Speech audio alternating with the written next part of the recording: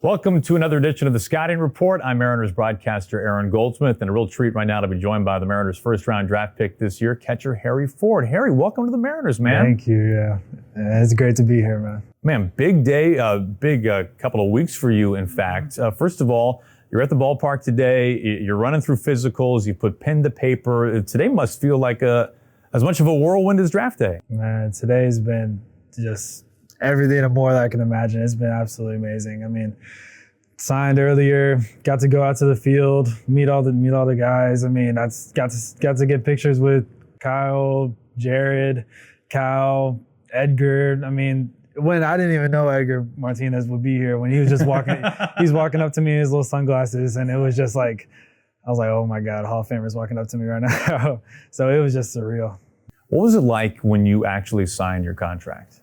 Man, it was the worst signature I've ever had. Like, absolute worst. I was shaking.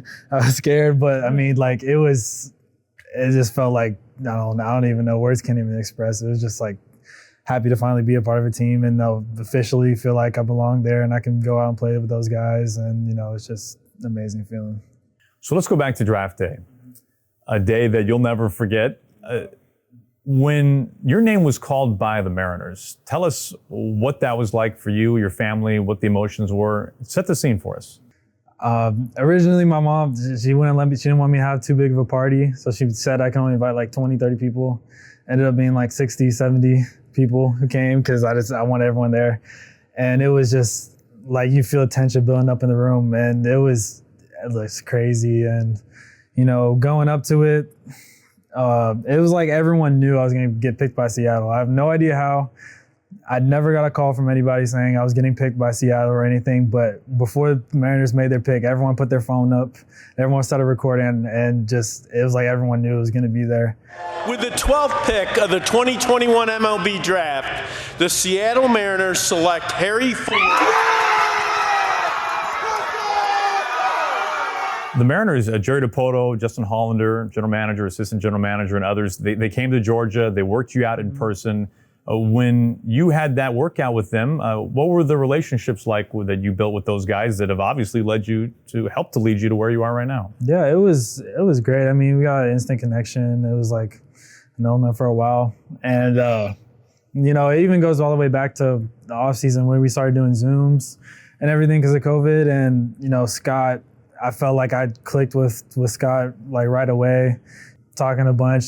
He came to my games, always talked to him, So it felt like I knew them more than any other teams and everything. And it was just, something able to acclimate to.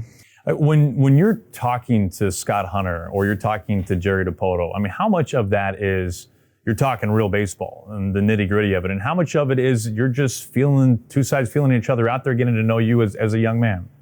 I mean, like when they came out to the workout, it was just getting to know each other, them asking, what I like to do, what my interests are, what what my favorite things to do and everything. But now, I mean, it's still really the same.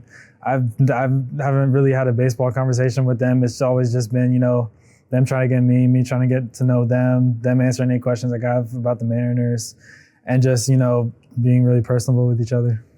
You're a Georgia guy. The Mariners have a number of somewhat new or recent additions to the organization in the grand scheme of things from your great state. Emerson Hancock out of the University of Georgia, last year's first-round draft pick.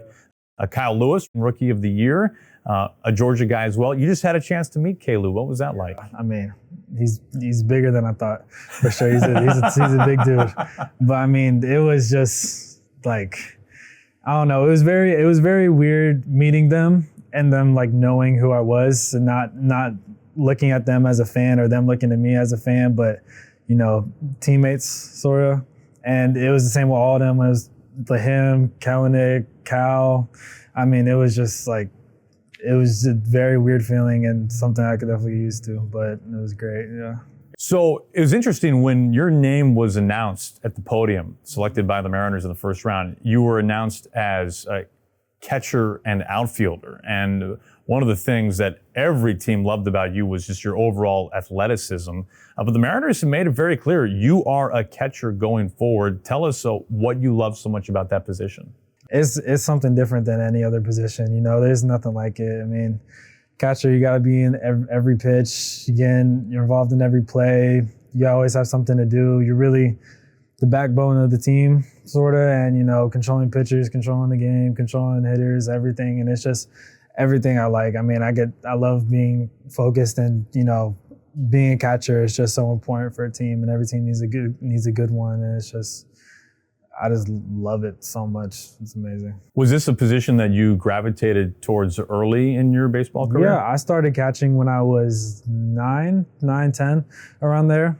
Because I first was in outfield, and I got pretty bored because, you know, I have ADHD, and it was pretty hard for me to stay focused the whole game and everything out there. And at one time at a tryout, this dude was hurt, and so they let me put the gear on, and I've been catching ever since. And yeah. Is this true that another reason why you like catching is because you don't like wearing a ball cap? Yes, it is very true. I mean, I since even now, when I got my hat up there after signing, I put it on for a few pictures. I haven't worn it since. I mean, like, I'm just not a hat dude. I wear a size 8 for my hat. It messes up my hair. It's just, I don't know, I'm not a hat dude. Even as a young 9-year-old, you were not a hat guy. No, never have been. All right, good to know. Well, we will remember that going forward. You've had a chance to spend some time in our fine city. Tell us about your journey so far around town. Seattle is definitely a lot more than I expected. I mean, I never knew what Seattle looked like or what Seattle was like, or the people were like and anything, but after yesterday, I mean, I went to Space Needle. I did not know Seattle had mountains and everything and so much water. And it was just absolutely like breathtaking and beautiful. I mean, just the different amounts of scenery. I just feel like you got everything here. Is forest, water, mountains, city. It's just amazing to see. And, you know, after Space Needle, we went to the fish market, got to catch a salmon. I've had salmon every day I've been here, and chowder. And the food's great. People are amazing. Sights are beautiful. I love it here. Now, some market follow-ups here for you. Are you a salmon seafood guy before, or is this your first exposure to wild-caught salmon? No, I love the seafood, everything. I'm not a fisher. I don't like fishing or anything, but I'll eat it for sure. So this is pressure, man, especially when you are a catcher. Yeah. To catch a salmon, and there are no gloves for you. This slippery guy's coming right at you. I know. Chin high. Walk us through. What are you thinking here? Man, I mean, the whole time I was thinking, if I drop this salmon, my career is over. Like, no one's ever gonna forget this. No one's ever gonna let it go. Being a catcher, you know, and there was a huge crowd behind it too. So I'm like, they're gonna make fun of me too. And it worked out. Caught it. They made me do it twice, but it was a fun experience. You're sure. 2 for 2. 2 for 2. All right. Hey, seeds and gum. 2 very big parts of our game. You saw the famous gum wall. What were your thoughts? Disgusting.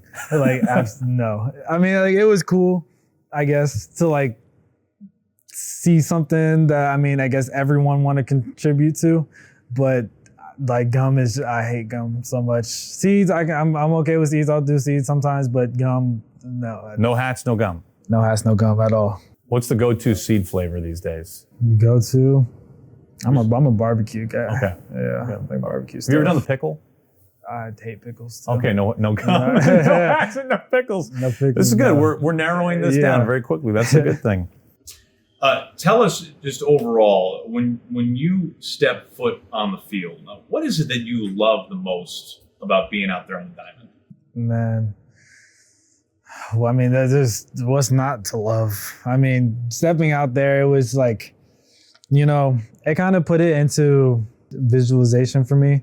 I mean, when you're out there in the stands and the seats, field looks huge. It looks like like nothing you've ever been on before. But when you actually get down there, it's like still the same 90 feet, same 60 feet, same 320 down the line and everything. And it's just, I mean, like, amazing. They don't see those stands everywhere you play, but I mean, it was just a cool thing to be surrounded by all that.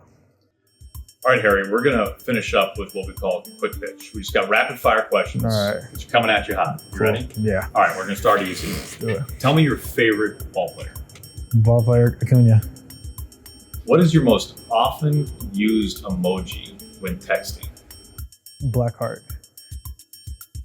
You can choose one. You can speak every language, or you can speak to animals. Language for sure. Every language. Oh wait. See, yeah, see, it's sentiment now, isn't it? You can talk to animals, Harry, or you can speak every language. Language. Yeah. Still doubling down on that? Yeah, my best friend's family is all Spanish, and I always wish I could speak Spanish too. Yeah. Tell me your first celebrity crush. J-Lo.